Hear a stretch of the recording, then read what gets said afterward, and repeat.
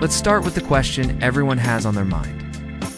What does it really mean to become a millionaire in 2025? Most people think a millionaire is simply someone who earns a lot of money. But that's not true. A millionaire isn't defined by their income, it's defined by their net worth. Net worth equals assets, liabilities. Here's a quick example. Imagine you own a house worth $1 million. Sounds great, right? But if you still owe $500,000 to the bank, then your real net worth is only $500,000. You're not a millionaire yet. On the other hand, someone might have a smaller home, some stocks, and a business, but no debt. If their assets add up to over $1 million, they are a true millionaire. And here's something most people miss. Liquid net worth matters more than total net worth. If all of your wealth is tied up in a house you can't sell, or a business that can't run without you, then you don't really have freedom. Millionaire freedom comes when you own things that can be turned into cash, quickly stocks, real estate, businesses that operate without you, or cash reserves. Now let's talk about the two roads that lead to millionaire status. The earned path. This is where you work a job or run a business. You save diligently and you invest wisely. Over time, you accumulate wealth. But the challenge here is taxes, expenses, and time. For example, if you earn $200,000 a year and manage to save 50%, which is extremely difficult, you'd still need a decade to hit 1 million liquid. The ownership path. This is where you own assets that multiply your effort. For example, owning a business that generates 200,000 pounds or $250,000 profit per year. With the right systems in place, you could sell that business for 4 times its annual profit. That's $1 million net worth instantly. That's why so many millionaires are entrepreneurs, investors, or property owners. Ownership scales faster than earning. But before we even get into money, here's the uncomfortable truth. If your mindset isn't right, none of this will matter. Most people chase get-rich-quick schemes. Crypto pumps, day trading, online fads, they're searching for shortcuts. But shortcuts don't build wealth, they destroy it. Here's a simple mindset shift. Don't ask how fast can I get rich. Instead ask, how can I build wealth that lasts for decades? Think about it. Anyone can get lucky once. Lottery winners do. Gamblers do. But the real challenge is keeping it. Studies show that almost 70% of lottery winners lose everything within 5 years. Why? Because they never built the mindset to manage and grow wealth. So here's what you need to understand. Becoming rich once is luck. Staying wealthy for life is skill. This video is not about quick hacks. It's about showing you the blueprint to create wealth once and never have to start over again. In the next sections, I'll show you exactly how to do it, how to focus, how to build, how to sell, how to multiply, and most importantly, how to protect it.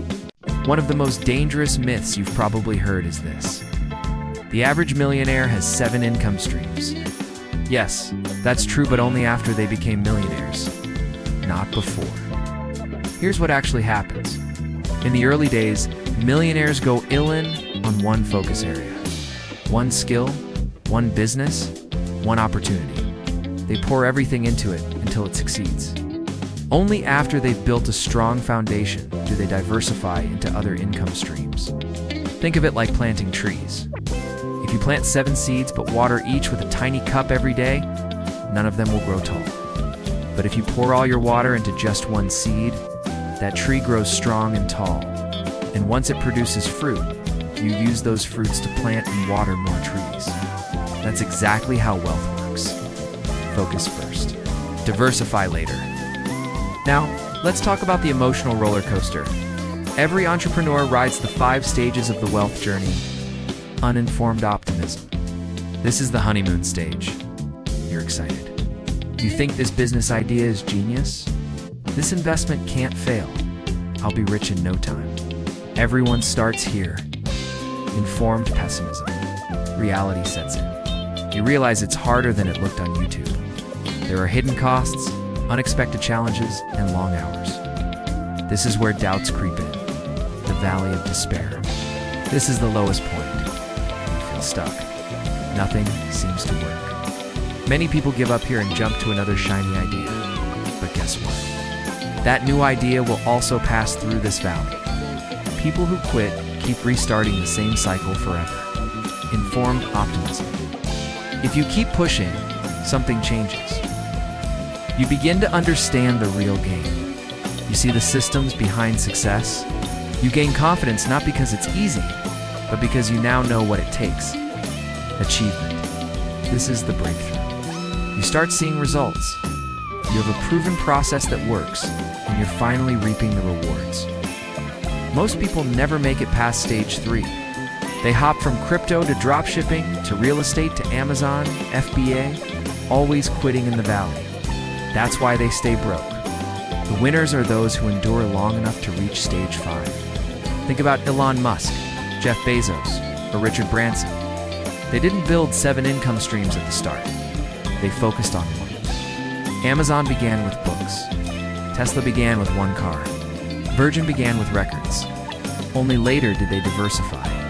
So the key takeaway is this: stop scattering your attention. Pick one thing, master it, and commit long enough to push through the valley. That's how you create your first real breakthrough. Now let's go deeper into building for the long term. Imagine I told you to build the tallest tower possible in 10 seconds. You'd probably grab whatever's nearby: boxes, chairs, books, and pile them up. You'd get something tall, but unstable. Now imagine I gave you 10 days instead. You'd start with a solid base. You'd choose stronger materials. You'd plan carefully. At the end of 10 days, you'd have something 10 times taller and far more stable. That's the difference between chasing fast money and building lasting wealth. Fast money is like stacking boxes. It collapses easily.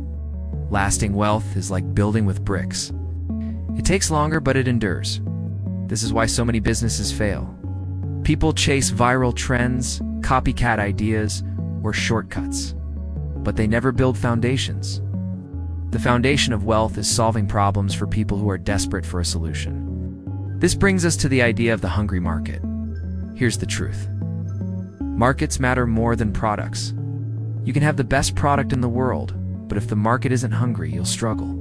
On the other hand, even an average product in a hungry market will fly off the shelves. Let me give you a famous story. A marketing professor once asked his students, if you could have just one competitive advantage for your hot dog stand, what would you choose? Some students said the best tasting hot dogs. Others said the lowest price. Others said the fastest service. The professor shook his head and said, the only advantage I'd want is a starving crowd. That's business in a nutshell. If the demand is strong enough, everything else becomes secondary. So, how do you find a hungry market? Look for these 4 things. Pain. People must be in real discomfort or frustration.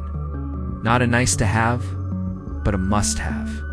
For example, back pain, financial stress, or business problems. Purchasing power. They need money to pay for the solution.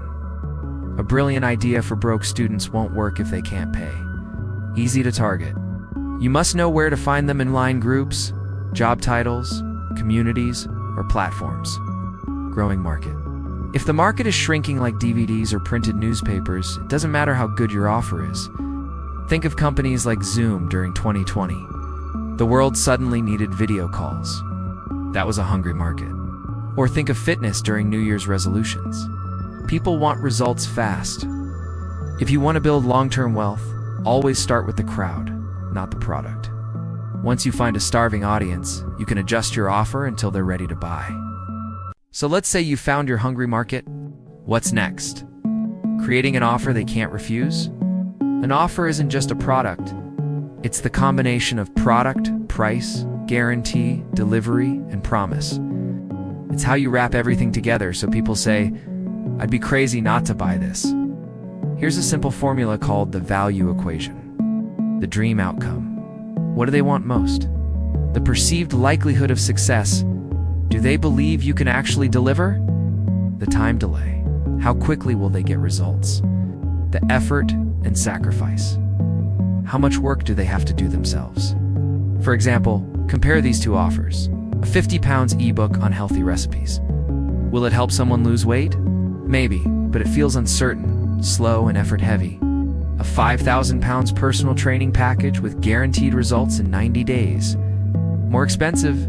Yes, but the dream outcome, certainty, and speed are much higher. That's why people pay.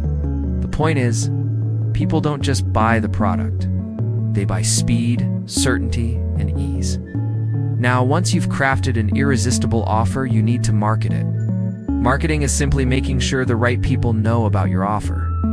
There are 4 core ways to market: content marketing, YouTube, TikTok, blogs, podcasts; paid advertising, Facebook, Google, YouTube ads; direct outreach emails, LinkedIn messages, cold calls; referrals, getting customers to bring more customers.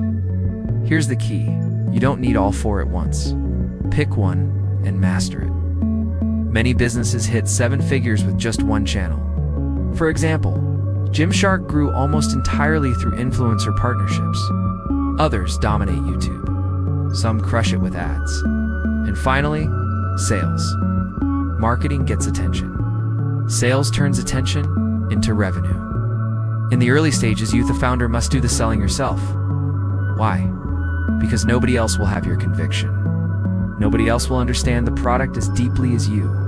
When you've sold enough times, you can then document the process, train others, and scale. But don't skip this stage. Now, let's imagine your business is running. Money is flowing in, and you're finally profitable. Congratulations, but here's the harsh truth. Most businesses and individuals lose it all because they don't know how to manage money. So here's a simple rule you can follow. 1/3 reinvested into growth, new hires, new systems, new marketing.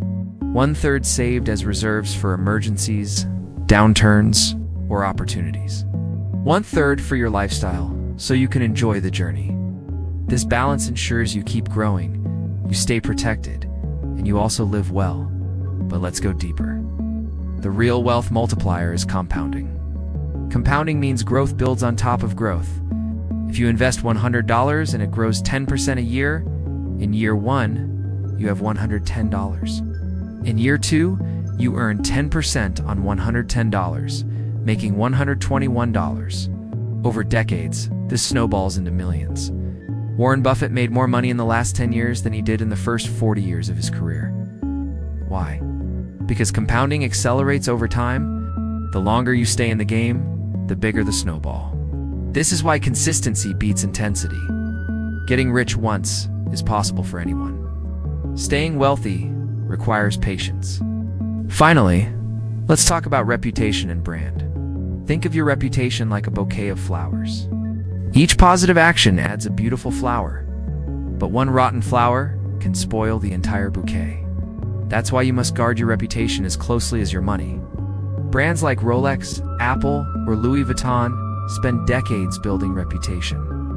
One mistake could damage it all. For individuals, it's the same. Never sacrifice your reputation for short-term gains. And here's the final message. Focus on one thing until it works. Build for the long term, not quick wins. Find hungry markets and solve their problems.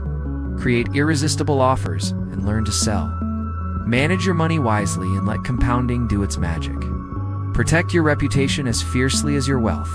Do this, and you won't just become rich, you'll stay wealthy for life. Because here's the truth. You only need to win the game once. After that, you're playing with house money forever.